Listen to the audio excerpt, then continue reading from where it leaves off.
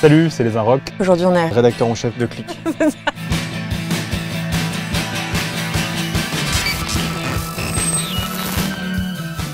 J'ai décidé de cliquer sur le grime.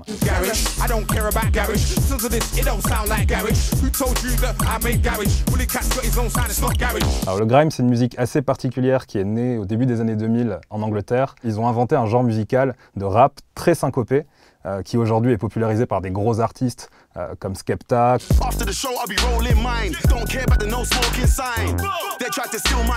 comme Stormzy,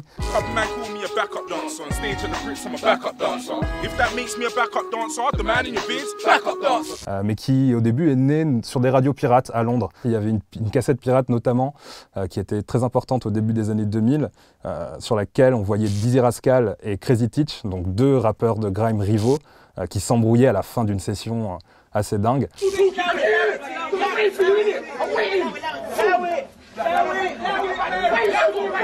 Beaucoup de gens en Angleterre se sont mis à rapper grâce à cette cassette et c'est assez intéressant d'observer le grime parce que je pense que c'est le dernier grand courant de musique britannique à avoir une grosse influence dans le monde entier.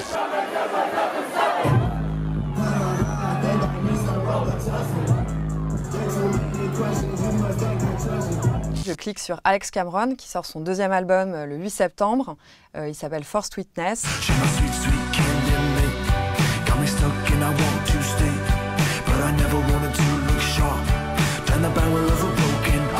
Il me fait un peu penser à Mac DeMarco dans le sens où en fait les deux arrivent vraiment à mêler premier et second degré.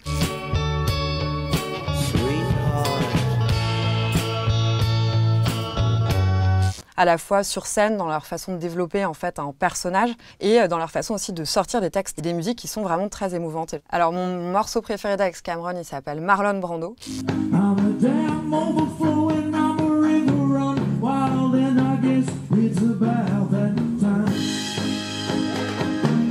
Il évoque la figure du t-shirt blanc et je suis une espèce d'addict total au t-shirt blanc qui est à la fois un vêtement masculin et un vêtement féminin.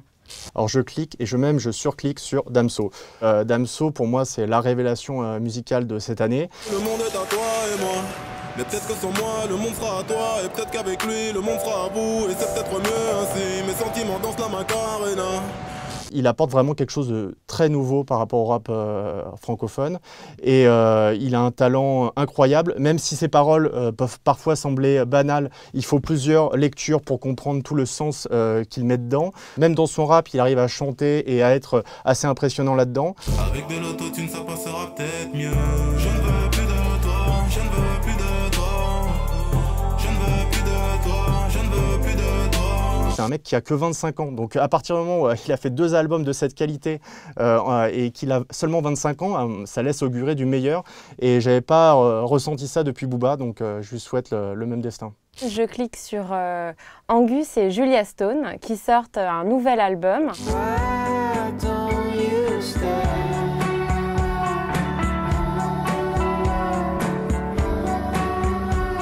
Et cet album, il est hyper laid back, très hypnotique. C'est impossible de ne pas se sentir bien, de ne pas avoir envie de partir en vacances, de prendre la route, de faire un road trip à son écoute.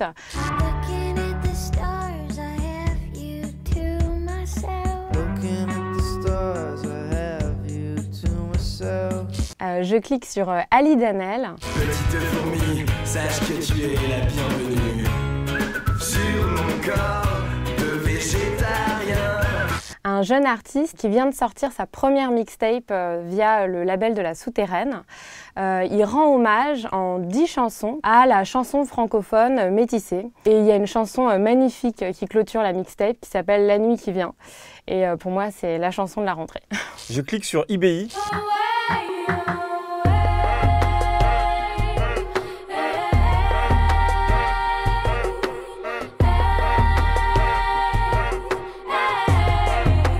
IBI, c'est un groupe qu'on suit depuis le début, depuis leur premier album. Je me souviens que quand on a fêté les 30 ans des Inrocks, elles nous ont offert une photo dans laquelle elles tenaient 2 ballons en forme de cœur. C'était hyper sympa. On est vraiment fascinés par leur musique, par la liberté de création qu'elles ont.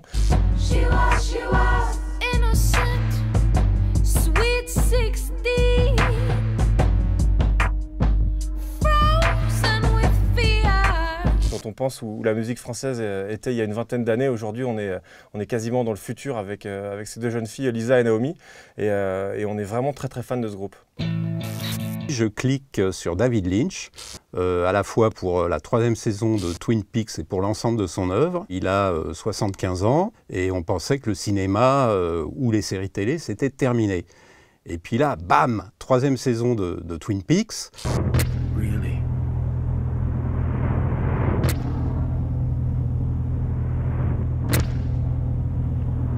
Je découvre les 2 premiers épisodes à Cannes et là, je suis complètement scotché, séché sur place.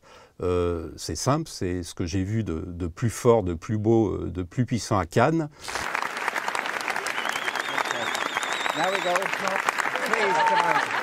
Il est plus fort que tous les cinéastes d'aujourd'hui. Je pense qu'il est aussi beaucoup plus fort que tous les showrunners de séries télé. D'ailleurs, Twin Peaks 3, c'est techniquement une série télé. Mais Lynch lui-même vit ça comme un film. Il a dit c'est pas une série, c'est un film de 18 heures.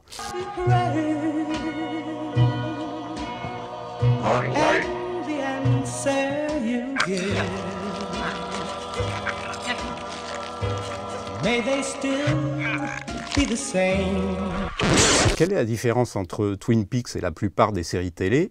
Eh ben, c'est la mise en scène, la puissance de la mise en scène. Et ça compte autant, si ce n'est beaucoup plus, que le scénario ou les dialogues.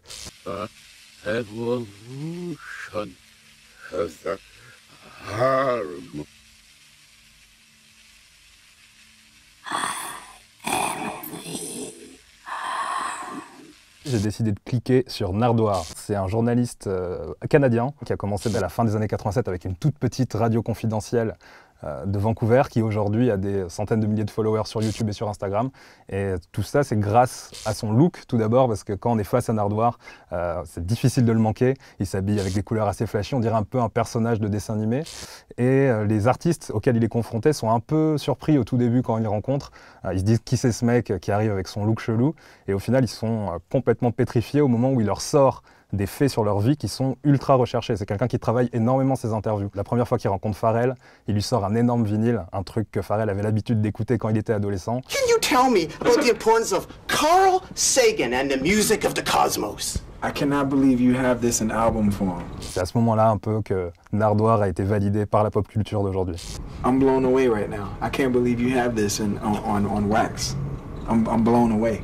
Je clique aussi sur Bruno Dumont. Son actu, c'est Jeannette, l'enfance de Jeanne d'Arc. Et tous les jours, des blessés, des malades et des abandonnés. Tous les efforts sont vains, nos charités sont vaines.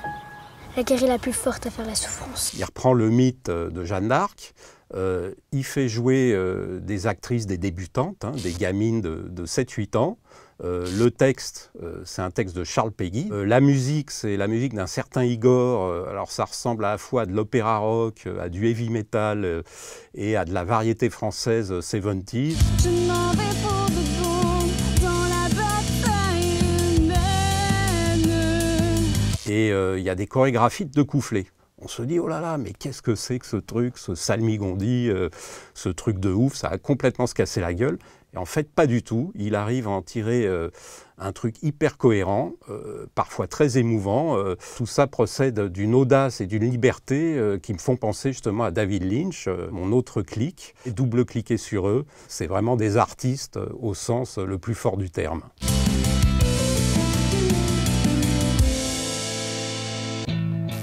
Donc moi, je clique aussi sur le numéro Sexe des Inrocks, qui est une grande tradition chez nous, qui paraît chaque été, qui reste 3 semaines en kiosque.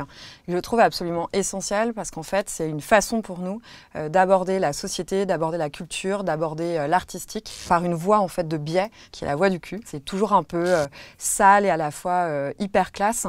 J'aime bien ce mélange, voilà, en fait, entre le classe et le trash.